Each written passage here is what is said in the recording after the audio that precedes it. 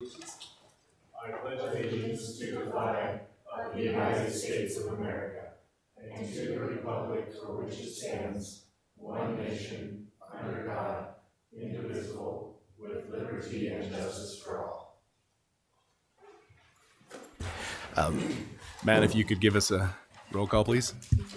Counselor Allen, Demas, Here. Pedri, Zadi, Here. Hickerson, Here. Hanson, Vitolo, Robinson, Here. Mayor Mickelson. Here. Before we get to the consent agenda, as everyone I'm sure is aware and remembers, we received a letter from Tim Cuomo regarding the issues surrounding the Bitter Creek project. And at the urging of one of my council members, I reached out to Rodney Jones at DCI, and he directed me to Tucker Ruby, the Johnson County prosecutor. And I asked for an opinion on the letter, and Mr. Ruby was explicitly clear that no sitting member of the council during that time period broke the law. So for the city's perspective, the issue is closed and resolved. What Mr. Cuomo chooses to do with that is his own business. And I would hope that in the course of all these conversations that folks can remember, at least from my perspective, I don't think anybody who's ever sat in this chair or sat in any of these chairs or sat as a department head has ever served the city with the intent to harm it. And I think during their time that more net good was done. So hopefully we can find a way to look towards the good things that were done and move past that. So with that, I would look to move to the consent agenda. This evening, we have the approval of minutes from the City Council meeting of August 1st, 2023. There's an appointment to fulfill an unexpired term by David Tate to the Urban Renewal Agency. We have the Health Insurance Fund recap from June and July of 2023, and a financial report summary from June of 2023, the Main Street Board meeting minutes of July 10th, 2023, Museum Board meeting minutes of July 12th, 2023, and in correspondence, we have a thank you note from the Boys and Girls Club of Sweetwater County, a letter from the Bureau of Land Management regarding a proposal from Pond Field LLC for a Sweetwater carbon storage hub CO2 sequestration project, and an invitation from the City of Green River for their annual 2023 River Festival Cajun Shrimp Boil on August 18th, 2023. Council, do we have a motion? So moved, Your Honor. Thank you. Second. Thank you, Councilor Zadi. Is there any discussion? Hearing none, all those in favor, please indicate by saying aye. Aye. Any opposed? Any abstaining? Okay, that takes us to bid openings. Thank you. We've got one bid for Parks and Recreation equipment.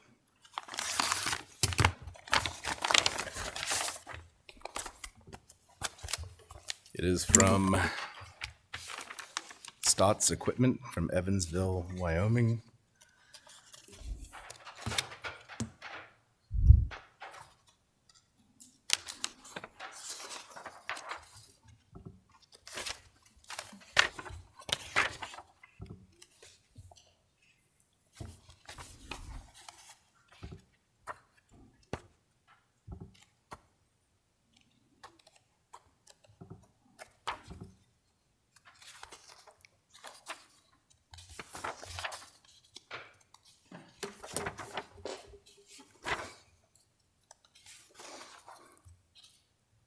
The net bid amount looks to be $138,400.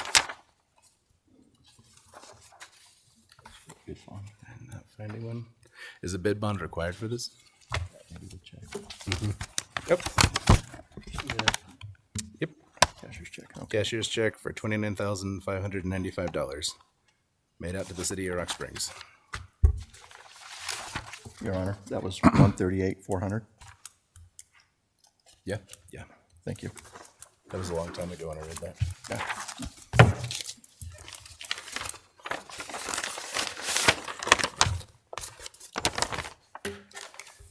Okay. That brings us to a presentation this evening from Graves Consulting on the compensation or wage study.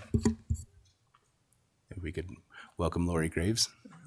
Good evening. Is there any introduction that needs to happen, or are you ready for me to kick right in? I think the council members could go around and introduce themselves. Awesome. I'm Rob Zotti, President of Council. Jeannie Demas. Tim Robinson. Larry Hickerson. And unfortunately, the other four are all on vacation, so they'll have to just catch up. Okay, no worries. Well, thank you. Thank you for allowing me the opportunity to work with the city and for taking a little bit of time out of your meeting this evening. I appreciate that. I will try to be cautious with your time, as I'm sure you have other things that you need to move on to, but I do think it's important to share an overview of the project that we're embarking on in order to make sure that everybody understands not just what we intend to do, but really a little bit about how we intend to get there. So with that, I have a fairly short PowerPoint presentation I'm going to go through this evening. If we should have plenty of opportunity for questions. If you have questions, please just stop me and I will be happy to answer them, and we'll also have some time at the end. So with that, let me share my screen. All right, hopefully that presentation is visible. Is that on there now? Yes. Okay, awesome. Thank you so much. I'm sorry. I think I'm having a little bit of an issue with the sound. I can hear mostly, but if somebody asks a question and I miss it, please stop me. So again, we're here to talk about the compensation study that Graves Consulting is going to be working on. And I will make sure that we give you a little bit of information about who we are, about how the study is going to progress, what we're going to base it on, and then what we expect to deliver. So with that, I want to start with just a brief overview, a little bit about our firm. We are a human resources consulting firm that specializes in working with the public sector. I would say probably 80% of our clients are public sector municipalities throughout the Midwest. We work heavily in Colorado, some in Oklahoma, several organizations, cities within Wyoming we've worked with, and then the Dakotas. Specifically in Wyoming, we've worked with Casper, Glen Rock, Laramie, Evansville, so a few like that, and probably 50 to 60 municipalities in Colorado. The bulk of what we do is not just in public sector, but it is specifically compensation. So helping cities, towns, counties build compensation structures that are appropriate for their labor market and for their size. And that is what we're going to be working on for Rock Springs as well. Little bit of an overview about our team. We are, I like to say, small but mighty. And we tend to stay very focused in the areas that we know. So we don't really try to be all things HR to all of our clients. We specialize, as I said, in public sector and compensation work. I'm going to be the primary consultant on this project, so I will have some support behind the scenes, I would say, from both Eric Marburger and Alicia Miller. So there will be a team of us working on it. We'll have a single relationship manager, which will be me. So let's talk first kind of high level about the intent and the scope of the project, right? We know that it is really important for the city to be able to continue to recruit and retain the talent that you need to run the organization and to deliver the services that your residents need and deserve. And we know that one of the key ways to do that is ensuring that your employees are being paid competitively to the market. And as I'm sure each of you are aware, it's probably not lost on you that that's been quite the moving target over these last couple of years, right? We've seen an almost unprecedented amount of increase in the labor market. And so it's certainly a good time to be undertaking a comprehensive study. So while what we are doing is going to be primarily focused on making sure that you're aligned to external market, we want to do that in a way that we also maintain internal equity, right? Meaning positions in the city that are of similar span and scope and responsibility are placed equivalently or equitably on your pay structure. So we want to make sure that we maintain that.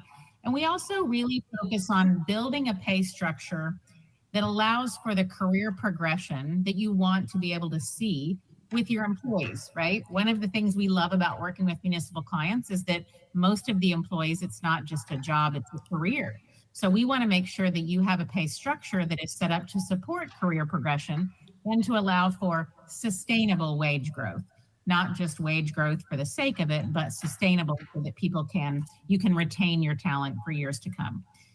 So our scope within that intent is to conduct a custom wage survey of other organizations within what we would consider your defined market. And we'll talk a little bit more about that. Other organizations that compete in a similar labor market and have similar types of positions.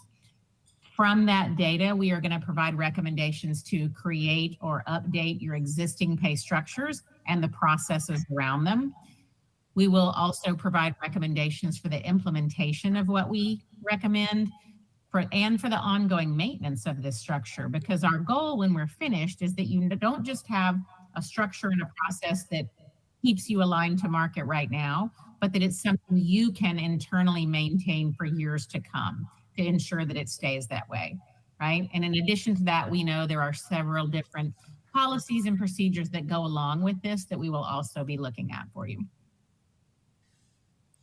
So let's talk a little bit about our process and methodology of how we get there. So there are a few elements that we would consider foundational to a compensation study.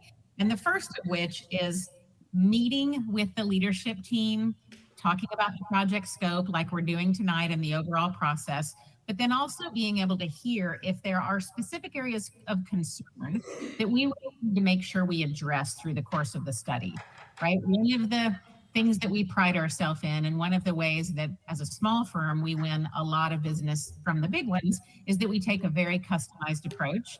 We don't have things that are just cookie cutter that we put in place. And we really want to make sure that what we're addressing are the things that are of the biggest sense of urgency to the city. We also want to make sure that we really fully understand current state before we get in and start recommending changes, right? We want to look at everything as it exists today. Org charts, pay structures, job descriptions, how your jobs are classified on your pay structure, all of the services you provide. We want to make sure we're familiar with that. And then we also meet individually with each of the department heads across the city to really make sure that we understand each of the jobs that exist in their area, right? So even though we have worked with probably close to 100 different municipal organizations, and we think we know the jobs really well, we know that each client organizes their jobs in a slightly different way, right? They have slightly different requirements, or they combine duties and skill sets into one job, right? You might have a job that looks a lot like somebody else's, but you might have a higher certification requirement. So we really want to make sure we understand that, and there's really no better way for us to get a full understanding than to talk with the leaders over those. So we spend a lot of time up front making sure we understand the jobs that we're going to be benchmarking. From that, we will create a custom survey, what we're doing actually for the city. And one of the things that's actually helping keep your costs down a bit is that we have very recent custom survey data from several regional municipalities for a project we did for a client in North Dakota. And it was a project where the city contributed their data to the custom survey. Therefore, you got access to the results. Many of those jurisdictions are also going to be relevant comparators for you. So we have a good baseline group of data. But in addition to that, we're going to be adding several more organizations to increase the relevance and the statistical validity of the data that we have for your area. And we're going to talk more specifically about who those organizations are here in a second. So what we'll be doing is we'll be gathering data on 50 to 55 benchmark positions, meaning we're going to choose positions from every department across the city, but we're not going to be able to gather data on every single position, really only because if we created a custom survey that was that extensive, we would have a really hard time getting anybody to participate, right? It would be too time consuming for them to fill out all the information and return it. So we base on benchmark positions. As long as we understand where market is for a few of the positions in each department, we know how to place the other positions relative to those. So that custom survey is going to collect all that data from that labor market that we talked about. And when we're collecting data, what we're asking for are the actual wages being paid to other employees in those organizations doing similar work. In other words, we're not just going to say, what is their pay range and what is yours? And okay, that's close enough, right? We want to anchor it in real actual wage data. And in addition to that, we're also going to be requesting benefits related information, really for the primary benefit areas, cost of health insurance, retirement contributions, and paid time off, so that you can get a view of total compensation and not just cash compensation to understand how competitive you are with your labor market. Once we have all of that data, obviously it is our goal to match as many of those benchmark positions from the custom survey data to your data, right? So we need to look at that and make sure that we understand where there might be differences that we might need to adjust for, blend or adjust the benchmarks to make sure that we've accounted for that uniqueness that might exist in your jobs. And then we'll use that information to both build a pay structure and place the positions on that structure. Now, knowing that there is going to be several positions that don't have direct external benchmarks, obviously we'll be placing those positions on the structure based on the internal relative value to the ones that we have, right? Like we know if you have 3 levels of a public works technician and we have level 1 benchmark, we know level 2 needs to sit just above that and 3 just above that. So we always have a basis for our recommendations. So again, we'll be recommending revisions to or potentially an entirely new design for a pay structure. And I say structure or structures because many times you might have multiple pay structures for different types of jobs, specifically public safety. Right? Public safety positions typically sit on a separate pay structure from general government. So we'll be creating options and providing counsel and letting you guys decide what makes the most sense. But we'll be doing that and aligning that with best practices. And then again, recommending placement for all of the positions on those structures. With that, let's go into a little bit more depth about what we call defined market. Defined market means organizations in your relative geographic region that are competing in a similar labor market to you. So in other words, we don't really want to just pick your closest 3, 4, 5 competitors, right? The cities or towns, counties that you may trade employees with the most often. Because if we only have a handful of data points, we're going to have a lot of volatility in that data and not necessarily have statistically valid data for each of the jobs, right? So we want to choose a broader look at the market to make sure that what we're getting is valid data where one person's maybe unusual pay practice isn't going to impact the overall results significantly, right? We want a statistically valid base. So what you see on the screen, those organizations that are listed in the top, those are the ones that we already have current recent survey data from for 50 to 55 benchmark positions that exist throughout the city, very similar structures to yours. And you'll see there's some on there that are larger than you, some on there that are smaller than you, some within the state of Wyoming, some outside. But again, it's meant to be representative of the larger labor market. The ones that are beneath that are the ones that we are going to be sending out additional survey data to and asking them to provide data so that, again, we can have data that is specifically more relevant to you, both geographically, right, and for cities that may have similar, other similar characteristics to the city. Now, when we send that custom survey data out, what you'll see is we're sending it to those organizations in Wyoming and in the Salt Lake City area. The data for the Northern Colorado are going to come from a separate survey source. Those are going to come from data that we have from those organizations. So again, I feel like if we can get the majority of your jobs matched to all of this, we are going to have a good, solid basis and foundation for creating your structure, building the ranges, and placing positions on it. So I know that this is usually a piece of the project that is kind of particular interest, not only to leadership, but to employees as well. So I'm going to pause here for a second in case there are any questions on this.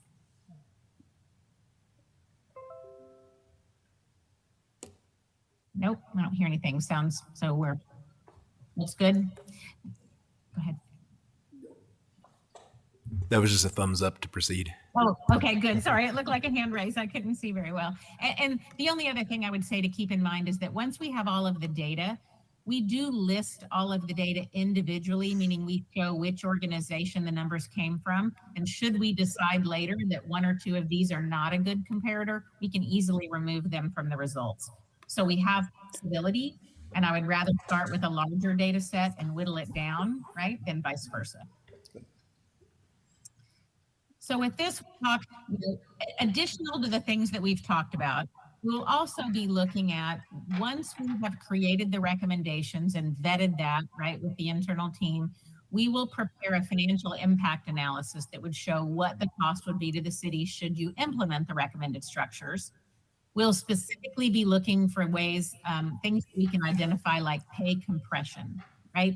Pay compression exists in a labor market like we've been in, where entry rates have been rising pretty rapidly, and that you begin to hire people at very similar levels at, or maybe even above, where you have current employees, and therefore their wages get compressed together. You've got to have a mechanism to move some of your longer service people along to relieve that compression. So we'll talk about recommendations for that. We'll make sure if there are any what we would call internal equity concerns, meaning positions that should be positioned differently on the structure, recommendations for all of that, including recommendations for, again, the ongoing maintenance of this structure so that you have all the tools that you need to keep this structure current for the next several years. And really at the end of this, in addition to coming back and obviously presenting all of our results, we will be providing a final report that essentially just documents the process, the findings, the recommendations, so that you have that going forward. We will finalize that report once we have ensured that it covers all of the items that you want it to, and then we will be back to present results not only to this team, but also to your internal leadership team and to your employees if that's requested. Timeline on this, again, this is something we have already started. Some of the foundational pieces we have been working on for the last several weeks, looking at all of the current state information, determining the organizations we're going to reach out to. We do have all of the one-on-one department head meetings already scheduled for early September, so we'll be going through all of that information. We'll be finalizing that custom survey to gather that additional data through September, scrubbing and analyzing that data probably through October.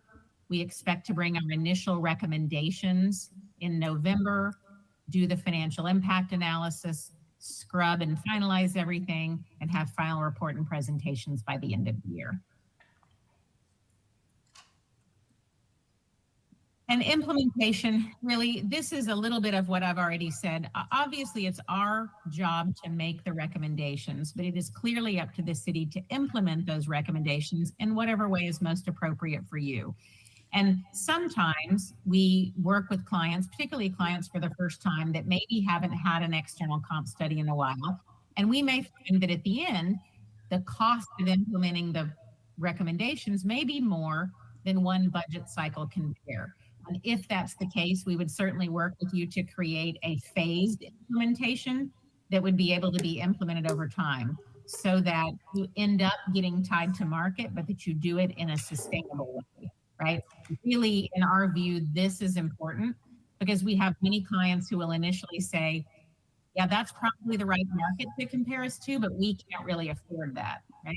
And what I would say is let's target the correct market, let's target the right rates, but let's get there in a way that is affordable and sustainable for you, right? We know that that's an important element. And with that, that's the end of our presentation, and I would be happy to answer any questions that I can. Council? Yes, I have a question, and maybe Matt, you can help with this. It was about 20 years ago, we did the original Gerczak study.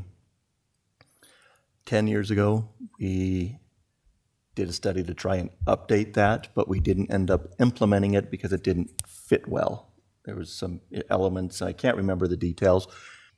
Are we looking at like a ground up rebuild of everything, or are we still exploring and seeing where our study fits with Graves and then determining how we're going to build this moving forward? I know last time we went through it and we didn't end up using it, and I don't want that to happen. We need an updated study now, and I would like to move forward with something new.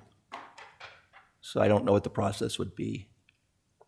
And I don't know if I'm even asking the question right here, but I think I'm not sure if that question was directed to me or if it was directed internally. What I would say, so hearing that, unfortunately, it's not an uncommon thing, right, that we hear. Many times we get involved with clients who have had prior studies that were not implemented, either because they weren't approved by council, or they just ultimately didn't suit, right, didn't fit and weren't able to be implemented.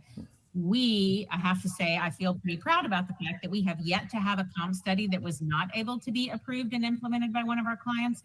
And that's really because we will stick with it until we build the program that does fit you and that can get approved, right? So we understand that everybody's in a different situation and has different ways that they manage things internally, different competitive forces. So we might go through multiple scenarios on how we would design your pay structure, right? And we would work with you to say, we could say, these are best practices. Here's our recommendation.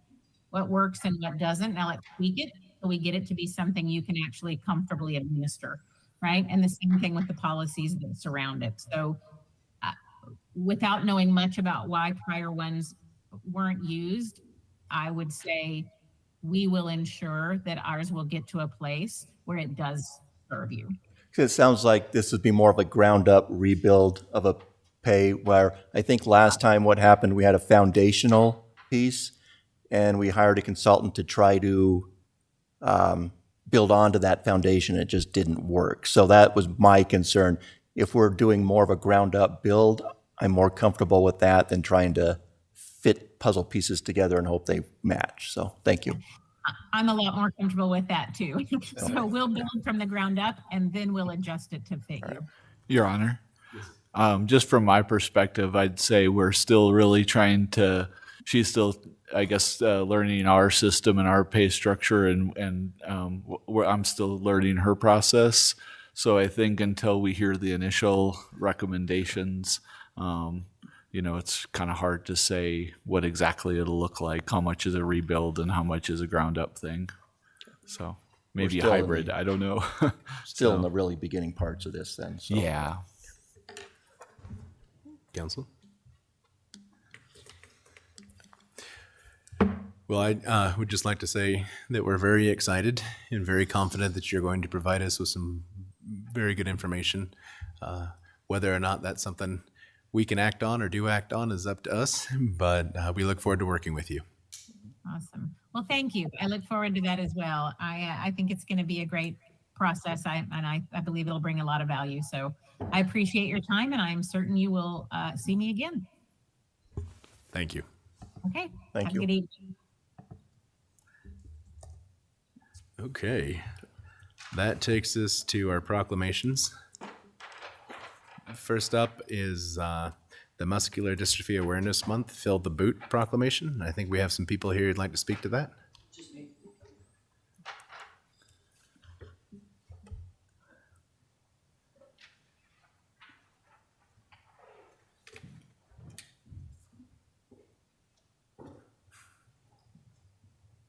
Hi, my name is Michael Forrest. I'm just here representing our union for MDA Fill the Boot this year. I'll be brief so we can get these guys on their thing, get them back in service. So just want to say, since 1954, firefighters across the country have collected critical funds in the community, $1 at a time, as part of the Fill the Boot program to raise money for Muscular Dystrophy Association. The partnership between MDA and the International Association of Firefighters began when the IAFF signed a proclamation designating MDA as its charity of its choice, vowing to continue raising awareness and funds to ensure ensure effective treatments and therapies are found. The dollars raised through Fill the Boot fund MDA's mission of empowering people living with neuromuscular disease to live longer, more independent lives. This started in 1954, and it began when a group of families affected by muscular dystrophy approached Boston Firefighters Local 718 to ask professional firefighters to help fight muscular dystrophy. Responding enthusiastically, the firefighters took to the streets with their boots in hand to ask Greater Boston to make donations that would be used to fight muscular dystrophy. The Fill the Boot campaign was an instant success, with the IAFF membership passing a resolution to support MDA's fight against muscular dystrophy until treatments and cures are found. Almost 70 years later, the IAFF continues its tradition as the top fundraising organization for MDA today, raising millions each year to help MDA families live longer and grow stronger. Because of the support of the firefighters, MDA has been able to fund research directly linked to FDA-approved therapies across multiple neuromuscular diseases. These therapies are life-changing for MDA families, giving them greater access to life's possibilities as they live longer and stronger. Funding has also helped MDA advance care through the National Care Center Network and provides much-needed community education, advocacy, recreation, support, and connection. This would not have been possible without the support of the IAFF and the firefighters across the U.S. So we are, our union is an IAFF affiliate. So we have done this. I've done this myself for kind of been in charge of the program for the last 10 years or so. But we're trying to make it grow each and every year a little bit, do a little bit more. And it's been my honor to help it grow. So just wanted to say we will be out collecting at Walmart. I'm sure most of you have seen us out there. We'll be out there September 2nd through the 4th. And then we are also doing a kickoff event at Square State Brewing on August 25th. Two complete separate events. The stuff that's going on at Walmart is all on duty. The other stuff at Square State is from 4 to 8 on the 25th of August. And that is, you guys are all welcome to come down. Every beer sold, $1 goes to MDA.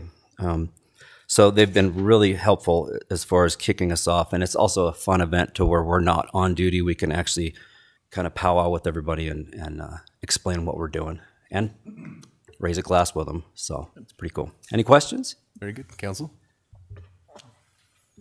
Okay.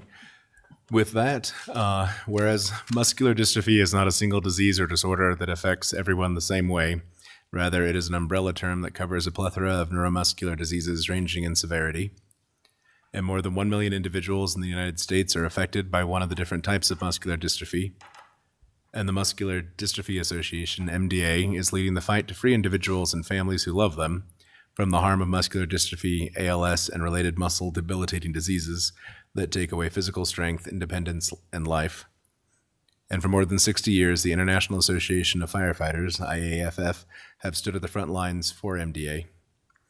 And the IAFF is the largest national sponsor of the MDA, where there are more than 280,000 members pledged to saving lives, both as firefighters and as the strongest campaigners for MDA. And the Rock Springs Fire Department is having their annual Fill the Boot event from September 2nd through 4th, 2023 at the Walmart parking lot, which is an honored tradition where thousands of dedicated firefighters in the nation ask the community in which they live to make a donation to MDA. Now, therefore, be it resolved that I, Max Mickelson, Mayor of the City of Rock Springs, do hereby declare September 2023 to be Muscular Dystrophy Awareness Month and urge all the citizens of Rock Springs to participate by helping our Rock Springs Fire Department fill the boot from September 2nd to 4th, 2023 at our local Walmart. Okay. Very good. You want to join us this side? Used to always be that side. It's been a while. It's been a while since we've done one. You guys ever been down here?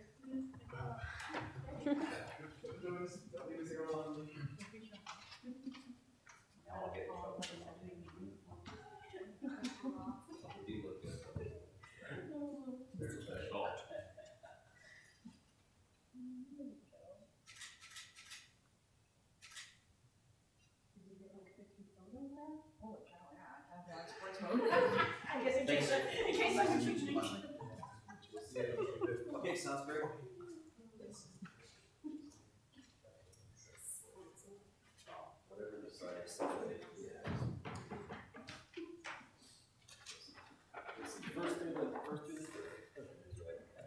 Oh, no, that's fine.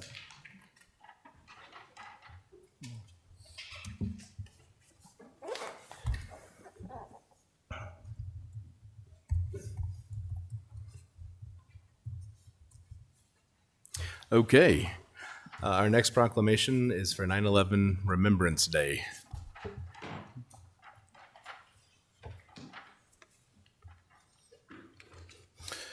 Mr. Mayor and City Council, thank you very much for the opportunity they have to present today. My name is Rob Miller, and I represent Rock Springs Fire Department as well as a member of the Honor Guard for Rock Springs.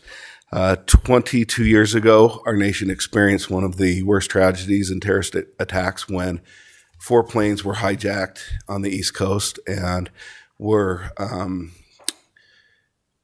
flown into the World Trade Center towers and the Pentagon building, as well as remembering also the heroes of Flight 93, who obviously sacrificed their lives in order to save the lives of others. On that day, specifically in New York City, there was one of the largest losses of life in my lifetime, and certainly one of the worst experiences that we've had as far as terrorist attacks. On that day, many emergency responders responded to that location. Some were there already. When those buildings collapsed in New York City, there were 43 EMTs that were killed, 60 police officers between Port Authority and the New York Police Department, and 343 firefighters. Along with those emergency responders, there were 2,753 New Yorkers that died almost instantly. Many of these individuals, especially those that were on Flight 93 and those that responded to that location, perhaps they knew that it may have been a lost cause. However, they went in there in the hopes of saving some, if not all, of those people that were in there. Since that day, as firefighters, we have often participated in a memorial climb when we climb stairs equal to 110 stories at minimum to honor those that those 343 firefighters and those other emergency responders that lost their lives on that day. A few years ago, on the 20th anniversary, we decided to have, in addition to our memorial, have an opportunity to open up the climb to the public, which we started doing on Grant Street. We had amazing turnout from the public and from our emergency responder partners throughout the county. People can participate at any level. We had families pushing strollers. We had SWAT team members in all of their gear, bomb squad members in their uniforms and gear. We have firefighters that do it in shorts and t-shirts, and some that do it in all of their fire gear, as well as being on air. We would like to continue that tradition so that that's something that's available for our community members and for emergency responders to participate in as well. About half of our population here in the town weren't even alive when this event happened. However, it's a great opportunity to teach others what had happened and be a remembrance of those of us that were around at that time. We appreciate your willingness to participate and your assistance in that as well, Mr. Mayor. Thank you. Certainly. Council, do you have any questions or comments? I can't believe it's been 22 years. Yeah. It feels like it was just the other day. Yes, for So, sure. So with that, on September 11th, 2001, the United States endured one of the most unconscionable tragedies in our country's history. The cowardly terrorist attacks on the World Trade Center, the Pentagon, and onboard United Flight 93 cut short the lives of 2,977 innocent people. These attacks ripped a hole in the heart of our nation, and the pain of this tragedy still remains. Each year on this somber date, we remember the horror and bravery shown that day, just as we remember how we came together, united in grief and in purpose. Each year, we renew our solemn vow to never forget what happened on September 11th, 2001, or those who lost their lives. On Patriot Day and National Day of Service and Remembrance, We honor every life that was taken too soon.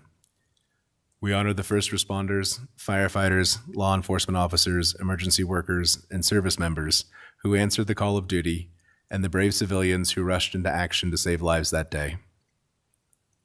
Their courage embodies the American spirit and resilience, and their heroism continues to inspire new generations of Americans.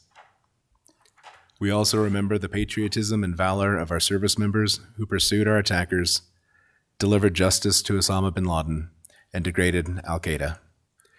We will keep our sacred obligation to care for our service members and veterans who served in Afghanistan over the last 20 years, as well as their families, caregivers, and survivors.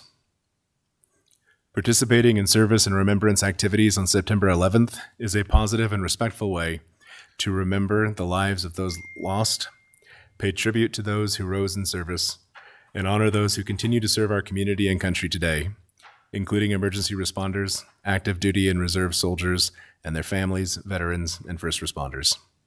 Now therefore be it resolved that I, Max Mickelson, Mayor of the City of Rock Springs, do hereby proclaim September 11th, 2023 to be 9/11 Remembrance Day in Rock Springs, Wyoming. And I encourage citizens to honor the lives of those lost through participation in the Rock Springs Fire Department's 9/11 Memorial Climb beginning at 6:46 a.m.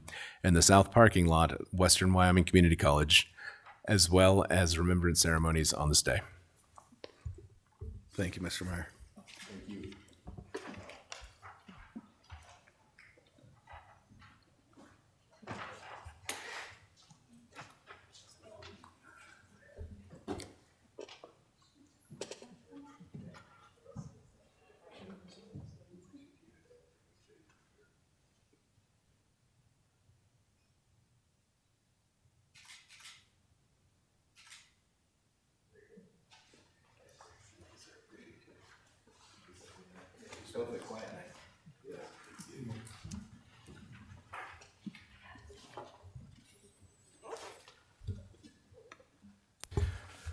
Okay, that brings us to petitions and public comment. I know, we're going to give them time. We're going to give the crowd time to search for it. You know, summer seems to be a time when people would rather be somewhere other than a meeting, shockingly. Also, I don't know if anybody noticed, but just as Lori was about to begin, I realized that I had left my proclamations in my office. So that was my brief dash out and in.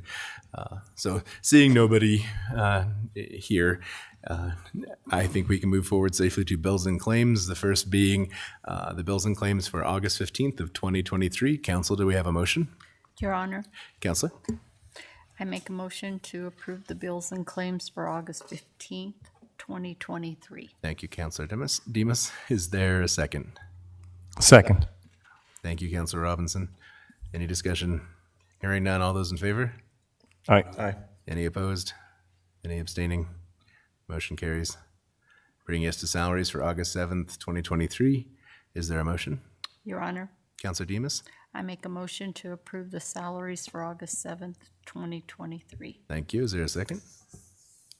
Second. Thank you, Councilor Zadi. Any discussion? Hearing none, all those in favor? Aye. Aye. Any opposed? Any abstaining? Motion carries unanimously. That brings us to new business for this evening. The first being approval of the 2023 OPEB Actuarial Valuation Report updated for the provisions of GSAB Statement Number 75. Is there a motion? I'll move to approve this request, Your Honor. Thank you, Councilor Hickerson. Is there a second? Second. Thank you, Councilor Zadi. Any discussion? Hearing none, all those in favor, please indicate by saying aye. Aye. Any opposed? Any abstaining? Motion carries unanimously, 5-0. Next item of new business is a request from the Parks and Recreation Department for permission to apply for 3 grants from Sweetwater County Travel and Tourism for 1 basketball and 2 hockey tournaments. Council, do we have a motion? Your Honor, Councilor Demas? I make a motion to approve this request. Thank you. Is there a second? Second. Thank you, Councilor Robinson. Is there any discussion? Hearing none. All those in favor, please indicate by saying aye. Aye. Aye. Any opposed? Any abstaining? Motion carries unanimously. Our next item of new business is a request from the fire department for permission to close Grant Street between College Drive and Center Street on September 11th, 2023 from 5 a.m. until noon for the 9/11 Memorial Climb. Do we have a motion? Your Honor, Counselor Zadi? I'll move to approve. Thank you. Is there a second? Second. Thank you, Counselor Hickerson. Is there any discussion? Hearing none, all those in favor, please indicate by saying aye. Aye. Any opposed? Any abstaining?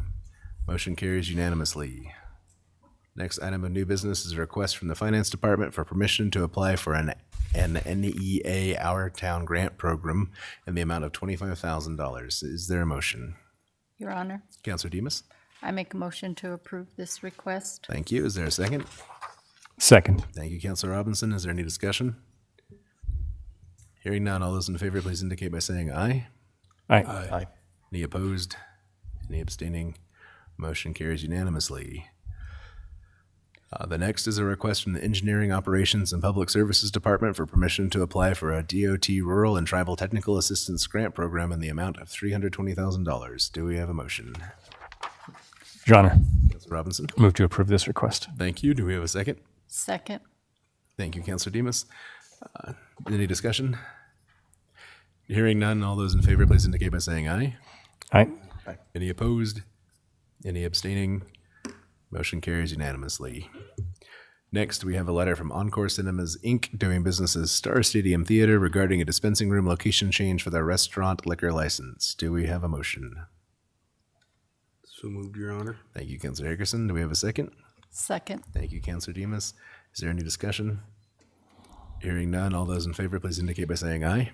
Aye. Aye. Any opposed? Any abstaining? Motion carries unanimously. Our next item of new business is a request for 4 malt beverage permits from the Sweetwater Dirt Racing Alliance for the Sweetwater Speedway races on August 18th and 19th and September 1st and 2nd, 2023 from 5 p.m. until midnight at the Sweetwater Speedway. Do we have a motion? Your Honor, Councilor Demas? I make a motion to approve this request. Thank you. Do we have a second? Second. Thank you, Councilor Hickerson. Speed of sound just isn't that fast. Well, I am further away. Yeah. Is there any discussion? Hearing none, all those in favor, please indicate by saying aye. Aye. Any opposed? Abstain. Okay. So motion carries 4 with 1 abstention. 4 in favor, I should say. The final item of new business this evening is a request from the Rock Springs Area 151 of the Fraternal Order of Eagles to extend their serving area for a one-time event on August 27th, 2023 from 11 a.m. until 6 p.m. Do we have a motion? So moved, Your Honor. Thank you. Councilor Hickerson, do we have a second? Second. Thank you, Councilor Zadi. Is there any discussion? Hearing none, all those in favor, please indicate by saying aye. Aye. Any opposed? Any abstaining? Motion carries. Which takes us to resolutions. We're up for 4 this evening, the first being 2023-106. A resolution accepting and approving an agreement by and between David Keiske, aka David K, as Roy Orbison, and the City of Rock Springs, Wyoming, and authorizing Max Mickelson as mayor and Matthew L. McBurnett as city clerk to execute said agreement on behalf of the City of Rock Springs. Thank you. Council, do we have a motion? Your Honor, Councilor Demas? I make a motion to approve Resolution 2023-106. Thank you. Do we have a second? Second. Councilor Robinson, thank you. I told you about my left bias there. That's right. Very good. Is there any discussion? Hearing none. Matt, if you will, please. Councilor Zadi, Yes. Hickerson, Yes. Robinson, Yes. Demas, Yes. Mayor Mickelson. Yes. Which takes us to resolution 2023-107. A resolution accepting and approving an agreement by and between Callan and the City of Rock Springs, Wyoming, and authorizing Max Mickelson as mayor and Matthew L. McBurnett as city clerk to execute said agreement on behalf of said city. Thank you. Council, do we have a motion? Your Honor, I'd move to approve. Thank you, Councilor Zadi. Do we have a second? Second. Thank you, Councilor Demas. Any discussion? Hearing none. Matt, if you will, please. Councilor Hickerson, Yes. Robinson, Yes.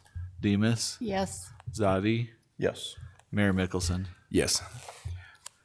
So that passes unanimously, bringing us to Resolution 2023-108. A resolution accepting and approving a contract between Wyoming Department of Health, Public Health Division and the City of Rock Springs, and authorizing Max Mickelson as mayor of the City of Rock Springs, Wyoming, and Matthew L. McBurnett as city clerk of the City of Rock Springs to execute said contract on behalf of said city. Thank you. Council, do we have a motion? Your Honor, Councilor Hickerson? move to approve Resolution 2023-108. Thank you. Do we have a second? Second. Thank you, Councilor Demus. Is there any discussion? Okay, hearing none. Matt? Councilor Robinson, Yes. Demus, Yes. Zadi, Yes. Hickerson, Yes. Mayor Mickelson. Yes. And that takes us to our final resolution for this evening, 2023-109.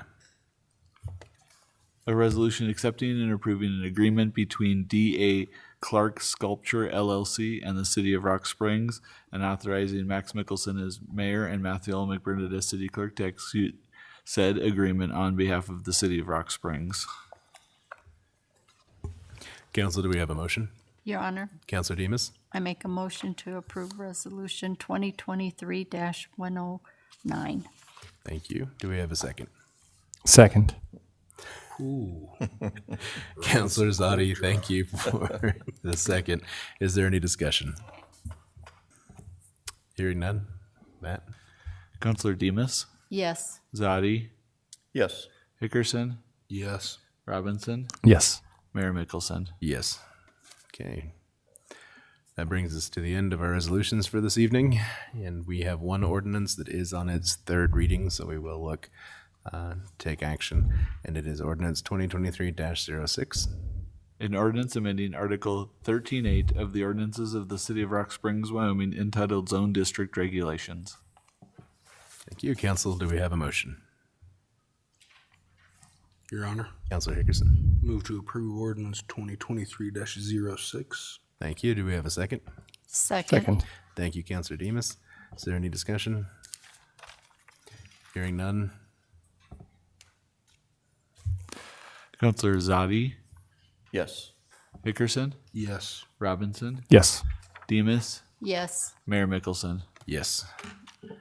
Okay, that concludes our business for this evening. Before I adjourn, I did want to let everybody know, Chief Harris Palmer and I today were on Johnny K in the morning with our newest officer, Ryan Levine, to discuss some of the challenges that the police department faces in recruitment and some of the good things that the chief has done with that. And I really very much appreciate both the city council members and department heads, the folks who've come with me. I think it's really valuable for the community to hear those voices, especially the ones that they're stuck listening to us a lot. And the chief did an absolutely outstanding job, and I very much appreciated that and appreciate the work that he's doing. So I just wanted to share that with everybody. And Your with Honor? that, Can I add a little bit to that? if you don't- can. if you don't mind Have for a at it. second? The mic Real is quick? yours. I probably should have said this earlier, but since the chief hasn't had his back patted quite enough lately, I just wanted to. A couple of weeks ago, there was a trial in district court of a suspect who had tried to disarm two police officers, and he was ultimately found guilty by a jury on both counts. But one of the things that I wanted to talk about was both the defendant and the defense attorney complimented RSPD officers in the way they handled the situation during the entire thing. And I think that really, really says a lot about your department and your training program. So thanks, Chief.